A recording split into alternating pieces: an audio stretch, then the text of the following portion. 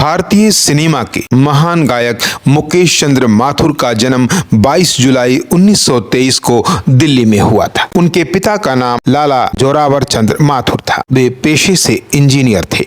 उनकी माता का नाम चांद रानी था। वो 10 के परिवार में छठे बच्चे थे। कला के प्रति मुकेश की रुचि बहुत पहले से ही दिखने लगी थी। एक बच्चे के रूप में जब भी संगीत शिक्षक उसे पढ़ाने आते तो वो चुपके से अपनी बहन की बात सुनाता था। जैसे जैसे वो बड़े होते गए, के.एल. सहगल के गीतों पर पूरी तरह से मंत्रमुग्ध हो गए। वो उनकी नकल करते और बहुत समय व्यतीत करते थे। 10वीं की पढ़ाई पूरी करने के बाद मुकेश को दिल्ली लोक निर्माण विभाग में नौकरी मिल गई, लेकिन नौकरी करते हुए भी उनकी रुचि कलाओं में थी। यहाँ समय के दौरान वे रिकॉर्डिंग के साथ प्रयोग करते थे और अपनी गायकी को बेहतर बनाने के लिए कड़ी मेहनत भी करते थे। एक बार जब मुकेश अपनी बहन की शादी में गाना गा रहे थे तो उनके एक दूर के रिश्तेदार मोतीलाल ने उन्हें सुना और बहुत प्रभावित हुए। मोतीलाल उन दिनों बम्बई में एक सफल अभिनेता थे। मुकेश मुंबई चले गए और मोतीलाल के यहाँ रहने लगे। वो उनके साथ रहे और पंडित जगन्नाथ प्रसाद के अधीन गायन की शिक्षा ली,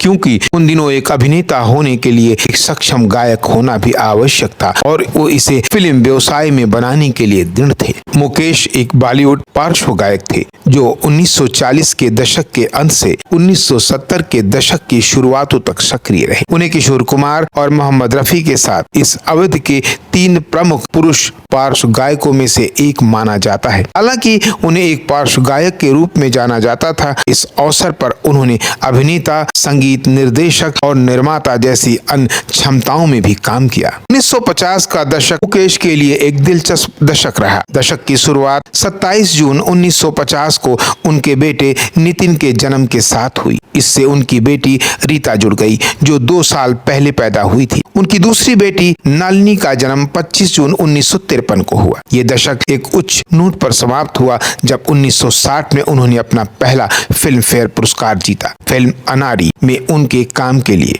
जनता के मन में मुकेश राज कपूर के साथ जुड़ गए। ये राज कपूर के उन सभी गानों में से था जिनके लिए उन्होंने प्लेबैक सिंगिंग किया था। जब मुकेश की मृत्यु हुई तो राज कपूर ने कहा, मैंने अपनी आवाज खो दी। कहा जाता है कि कई बार मुकेश को राज कपूर की तवज्जो से लगभग जलन भी होती थी। उदाहरण के लिए जब वो मॉरिशस में थे तो उन्होंने टिप्पणी की कि जब वे लोगों से मिलते हैं तो अपने बारे में कुछ सवाल होते हैं, फिर राज कपूर के बारे में अंतहीन सवाल की पूछताछ भी होती है।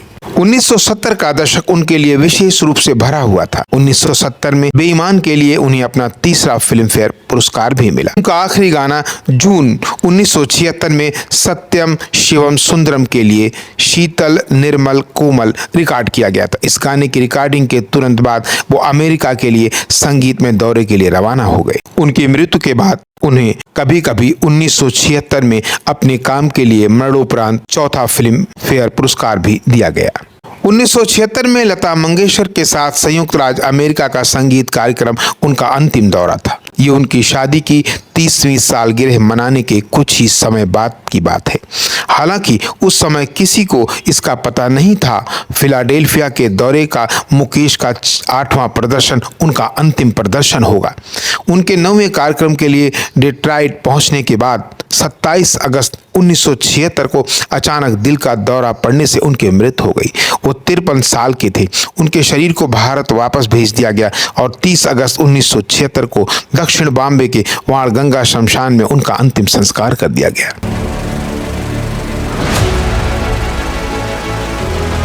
एशियन इंडिया न्यूज में सभी दर्शकों का स्वागत है। अगर आपको हमारा ये कार्यक्रम अच्छा लगे तो आप हमारे चैनल को सब्सक्राइब जरूर करें।